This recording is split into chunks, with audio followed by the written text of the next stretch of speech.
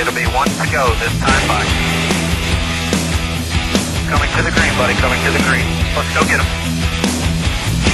Go, go, go, dig, dig, dig, go, go, go, go.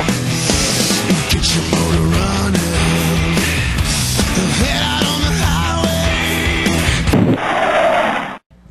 Hey, just see me wave at you. Huh? Just see me wave at you. I hit you in the back. Oh, I didn't see waving it. at you. No, I hit you was. with one hand and I was waving at the other one. That was as fast as I wanted to go in the tree.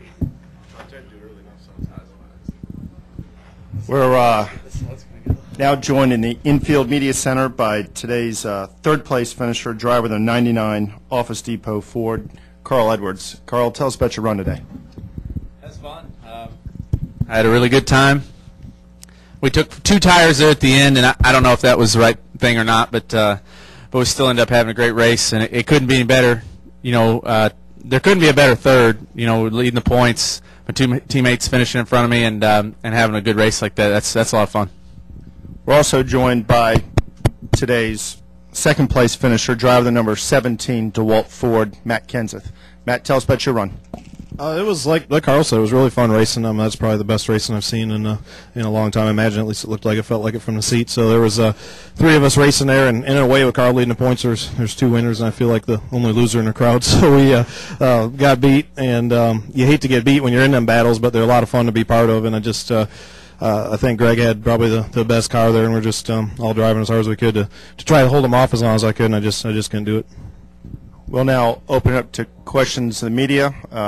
Start off with state your name and affiliation, and we'll start with Don, come to Vince, and we'll go in the back.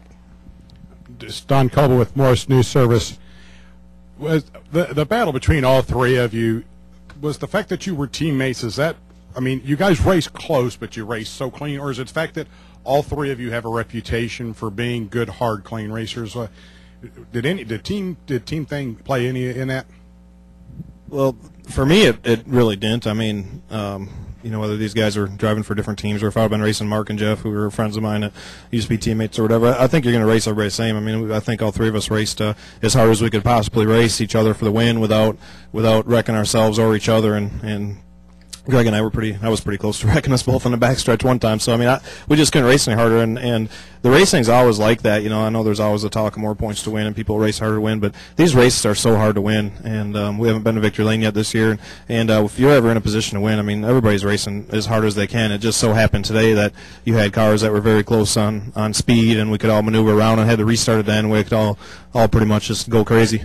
So it just it worked out that way, but it was a fun race. Like I said, we're all racing as hard as we could for sure.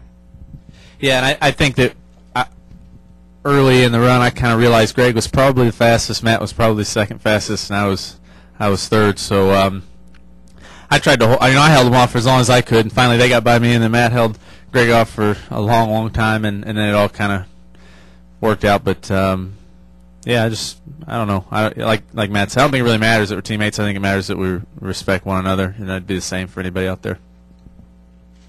Vince Bonfigli, WNJC Radio, and guys, looked like you were running pretty clean, and you had the lead. Then you came up upon a lap car. How much did that take a lot of the momentum away when that happened? I don't know. I mean, we passed a few lap cars, and to be honest with you, I had my hands pretty full. I don't really know who we all passed and what side we passed them on, and it didn't seem like anybody was in the way. It seemed like when we caught them, everybody really yielded and gave us a lot of room to race. So I don't think that was really a factor, at least from my standpoint. I didn't think it was a factor. Tom Jensen, SpeedTV.com. Every team has tracks that they're stronger at than other tracks. Makes sense you guys are really good in Michigan, which is in Jack Roush's backyard, but why are you guys as a team so consistently good at this track every race? I don't know. You know, I didn't think we were that strong at New Hampshire, but we ran really well there. You know, I think it's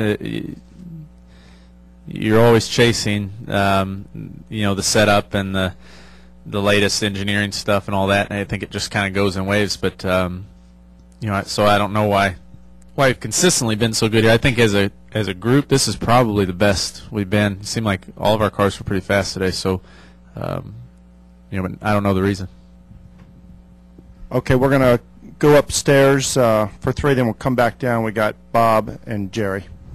Lee Spencer, Fox Sports. For Matt, You've made the ultimate sacrifice losing Robbie, but overall what he's been able to do for the company, has it all been worth it? Can we have someone turn up the volume, please? TJ, you're going to have them repeat the question. Lee Spencer, Fox Sports for Matt. You made the ultimate sacrifice losing Robbie Reiser, but for what he's been able to do for the company, has it all been worth it?